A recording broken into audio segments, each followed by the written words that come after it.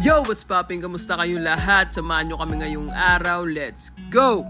So yun nga guys, papakita ko naman sa inyo ngayon yung kasal namin. Dito nga pala kami sa Las Vegas kinasal. At sa mga nagtatanong pala dyan, dito kami sa A Little White Chapel kinasal sa Las Vegas. At ito nga pala yung pinakasikat na chapel dito sa Vegas guys. At sa mga hindi nga pala nakakaalam, yung Las Vegas ay wedding capital of the world.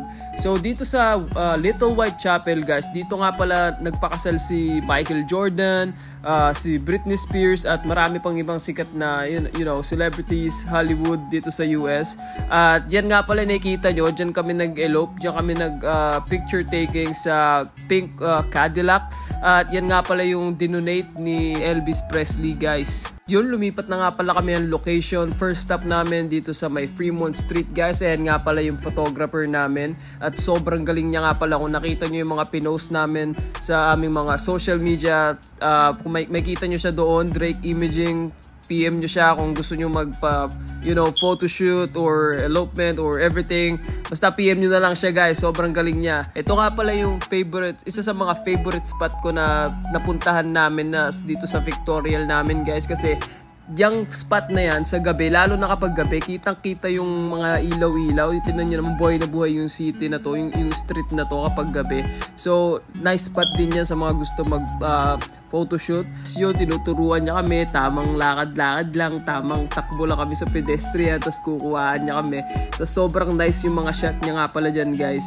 Lalo na tong post namin na to guys, isa to sa pinaka nagustuhan ko. Tignan nyo naman, nasa gitna lang kami, wala kami pakialam sa mga taong tumitingin sa amin dyan. Kasi tignan nyo naman na, di pala siya nakikita sa video, pero sa paligid namin guys, sobrang daming taong nakatingin, sobrang daming naglalakad, kaya medyo nakakatin sa mga oras na yan. Pero okay lang, wala naman tayong pakialam sa mga nakatingin sa atin eh. Basta ang iniisip ko lang yan, kami dalawa lang yun nandun. Wala akong nakikita sa paligid ko. At syempre, hindi nga pala mawawala yung casino shot guys. Nag-photoshoot nga rin pala kami dito sa loob ng casino. Tignan nyo naman. Syempre, alam nyo naman ng Vegas, sikat yan sa pagdating sa mga gambling, diba? Sobrang dami ng casino dyan guys. Kahit saan ka lumingon, grabe. Pati yung baba ng hotel namin, parang 24 hours yata nagkakasino yung mga tao doon. Pero syempre, diba, when you're in Vegas, kailangan enjoy lang, diba? Sobrang memorable nga pala ng wedding namin na to guys. Kasi, ito nga pala yung parang dream wedding namin dito sa US. Kahit na ganun lang siya kasimple, kahit na kaming dalawa lang. Alam mo yun, parang sobrang importante ito sa amin. Pero syempre, binabalak pa rin namin magpakasal sa Pinas pag uwi namin.